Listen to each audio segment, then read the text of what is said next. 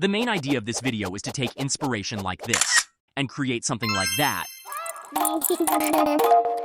I thought it was going to be easy since the Harry Potter series and Van Gogh are both cultural landmarks, each one in its own way. But I had some issues in the initial tries. Midjourney was producing images that were too realistic. They didn't resemble Van Gogh's style.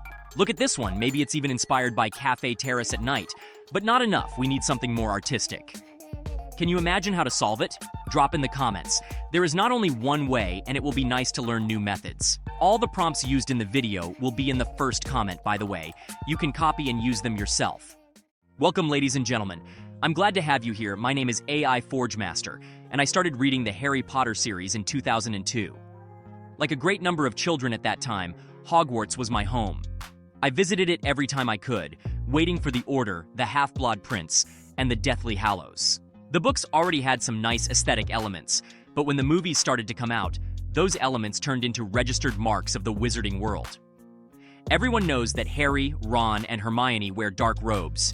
Everyone knows that Gryffindor is red and gold, and everyone knows that snakes are bad, including Midjourney. On the other hand, Van Gogh is the most popular painter in the world. His work is a cultural mark for all mankind. If aliens visit Earth and ask about art, they will hear about Van Gogh for sure. He's widely known for his unique style, mainly for mixing the impasto technique with dynamic brushstrokes which give movement to the painting. There's no better way to kick off a journey at Hogwarts than by visiting Diagon Alley, described as a cobblestone shopping area for the wizarding world where students can buy all their necessary supplies. As I mentioned earlier, I had some style issues when I first started out. Switching from version 5.2 to version 4 was like finding the perfect wand. It made everything click. Now, it's easy to blend words like crowded street, commerce, market street with artistic terms like palette knife, impasto, thick brush strokes, and of course, variations of Van Gogh. Our next step is to reach platform 9 3/4, where we can find the majestic Hogwarts Express. Described in The Philosopher's Stone as a gleaming scarlet steam engine, it's an easy image to create, but we need the right ambiance. To make sure we capture that old magic feeling, use keywords like Victorian era and ancient train station. But tread lightly, Midjourney might associate those terms with darkness and nighttime. To sidestep that, we'll use morning and daylight. Told you, this one's a piece of cake compared to the Great Hall. It was worth all the effort, you will see, but it took a lot of tries. One of the most iconic scenes from the movies is the boats floating on the mirror-like surface of the lake to reach the castle that rises in the background. Another cool trick we can use when trying to emulate someone's style is to add a reference in the prompt. Like in this one, I added Starry Night 1889. Pretty nice, isn't it? Entering Hogwarts, we find the centerpiece of the whole video, the Great Hall with its enchanted invisible ceiling, showing the starry night sky above. As I mentioned before, it took me many tries to get this image just right. I think this one is really cool, but the common rooms are my favorites. They're coming up next. I think you already know which common room I chose to start. Not Slytherin. Not Slytherin. Slytherin!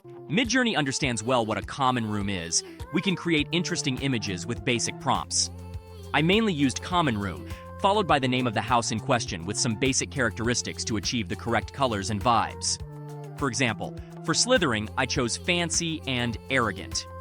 Besides that, to keep the correct underground and dark mood, I used tenebrism and gothic. In a completely opposite way, Ravenclaw's required words such as bright sunlight and white sunlight. More style worked well too. Don't forget the ceiling painted with stars and the big windows. This is a place to read and wonder about unanswerable questions for sure. Smelling fresh food and wet grass, Hufflepuff's Hobbit's dream is not difficult to create. Blending yellow and black with cozy and earthy, we get comfort in the form of architecture. Add some plants and the round, low-ceiling design, and we all would like to spend some time here. Have you noticed that all those images represent small places?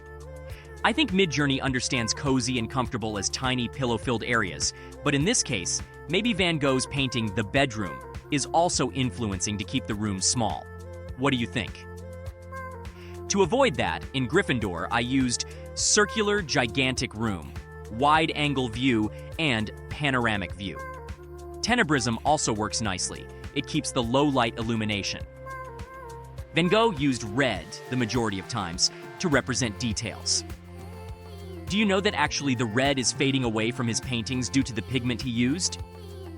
Hey, let's get under the invisibility cloak and visit the room of requirement. After some desert corridors and staircases, we reach the 7th floor.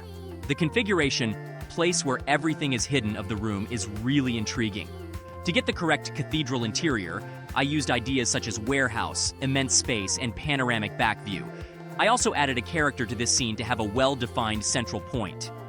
The mountain of lost-in-time objects was created using hidden or discarded objects and massive magical lost and found. The zoom-out feature helped to reach the vastness of the place, and the chaos parameter settled the chaotic vibe. The prompt to this image is too big to be on the screen, but it is worth a look in the first comment. A journey to Hogwarts would not be complete without Hogsmeade. The village was easy to get, but I used some references. Remember Cafe Terrace at night? I added to the prompt with landscape with snow. Pretty nice results, don't you think? I also used sfumato to get this blur effect. Consider subscribing to the channel if you enjoy videos like this, so we can study together. Your thumbs up would help a lot too. Hope you had as much fun as I did, and don't forget to give me suggestions in the comments. See you in the next video.